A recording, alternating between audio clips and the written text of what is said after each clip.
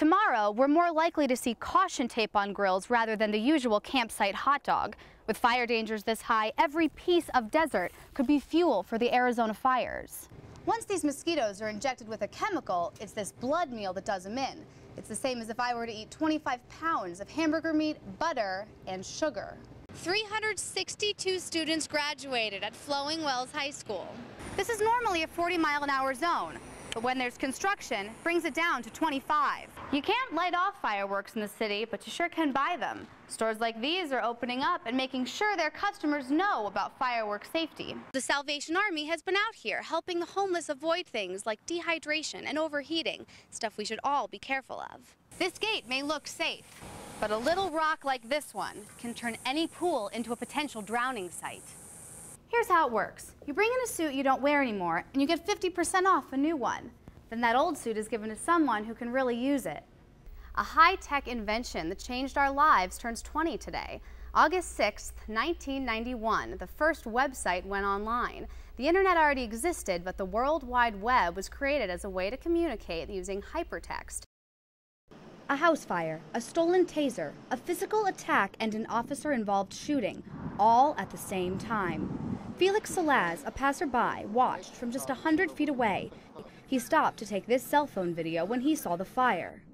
Next thing you know, the sheriff started getting there, heard some shots fired, thought it was like, you know, something going off, maybe he had some ammo laying around, and ended up watching the sheriff officers with guns drawn going across the street. When deputies arrived just after 5 p.m., they not only came across the fire, but an aggressive homeowner. Officer Don Barkman of the Tucson Sheriff's Department tells us the suspect homeowner, Gerald Jensen, attacked the deputy, forcing Sergeant Thomas Holes to fire his 4 shots. The sergeant was fighting for his life, and this suspect did have the sergeant on the ground, and again took his taser and had deployed the taser. The sergeant, realizing that the taser had been deployed and realizing that he was fighting for his life, shot the suspect. And this 53-year-old suspect is no stranger. Jensen is a man with a criminal past. This man is known to the deputies in this area. The cause of the fire and the reason for the attack are currently unknown, but there are speculations. It is possible that the homeowner started the fire, but that's, again, unknown until we do an investigation. Jensen and Sergeant Holes were both rushed to University Medical Center after the attack and shooting, the suspect with life-threatening injuries. In the newsroom, I'm Claire Graham. It was a tragic day in 2008 when the policeman lost his life. But today, at the grand opening of the Eric Hite Foundation and Child Care Center, families are starting to see the silver lining. Inside, colorful rooms are filled with toys, games, and activities. Parents in law enforcement and their children are smiling and excited. For Eric Hite's wife, Noemi, it's also a very emotional day. So happy that it's finally here.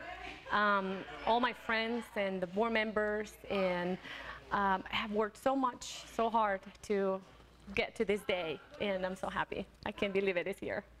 Friends, colleagues, and board members who put the center together gathered to celebrate the opening and remember Officer Eric Hite. In his honor, the daycare center caters to the lifestyle of law enforcement officials. In addition to different rooms and activity centers for different age groups, the environment is safe and a positive place to be. They offer affordable rates and long hours to accommodate officers' shift work, with someone always there to take care of the children. One board member, Sandra Tifo, knows the advantages are abundant. And they can actually access and look at how their children are doing throughout the day. I think that'll be the best gift that we can possibly give our fellow families. And with great feelings in the air, Noemi Hite continues to be optimistic. They just want to help in whatever way they can. So I'm very happy for the community to help us.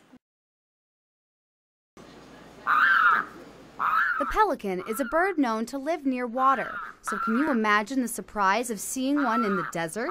I saw this bird and I was like, there's no way that's a pelican. Thursday, Nicole Garrison found a baby pelican at I-10 and Craycroft in Tucson. He didn't even really move. He just kind of like walked in small circles. But you could tell he was distressed and hot. He was out of his element and she didn't know what to do with him. The Desert Museum said they couldn't take him. Game and Fish said they couldn't take him. And no one gave us any direction to where to go. He was blown in by a monsoon last week, an annual problem that always leaves pelicans needing rehabilitation.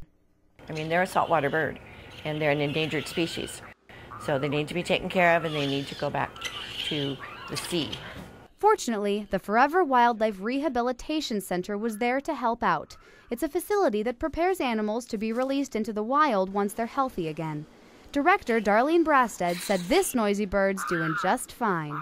Well, he can extend his wings, he can walk.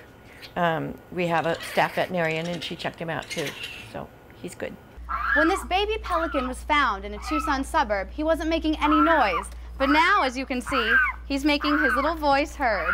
Since bringing him to safety, Nicole has high hopes. To get home and to live a long, happy pelican life. Today, Forever Wildlife Rehabilitation says there's only one more step to sending this pelican home. I need somebody to drive him to California.